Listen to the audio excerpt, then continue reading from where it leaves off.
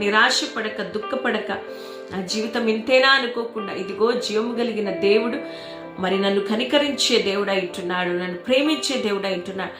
నాకున్న అంగవైకల్యము ఏదైతే ఉందో, నాకున్న హ్యాండిక్యాప్నెస్ ఏదైతే ఉందో, శారీరకంగా, మానసికంగా, ఆధ్యాత్మికంగా ఎక్కడైతే అంగవైకల్యము నేను కలిగి ఉన్నానో దానిలో నుండి నాకు విడుదలనిచ్చి, నా జీవనోపాధికి నాకు బలమునిచ్చి నన్ను నడిపించే దేవుడు ఆయనే అనే విశ్వాసము కలిగిన వారిగా ఆయన వైపు మనము చూసినట్టయితే అద్భుతములు మనం పొందుకోగలుగుతాం.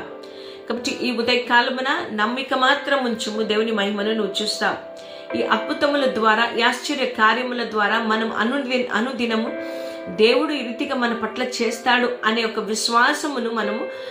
విశ్వాసమును పొందుకుంటున్నాం. విశ్వాసముందు స్థిరులై దృఢపరచబడుతూ ఉన్నాం. కాబట్టి నా ప్రియ సహోదరుడ, సహోదరి, నిన్ను కాపాడువాడు కునకడు, నిన్ను ప్రేమించేవాడు నీ చేయి వదలడు. కాబట్టి ఆయన నిన్ను ప్రేమిస్తున్నాడు. కాబట్టి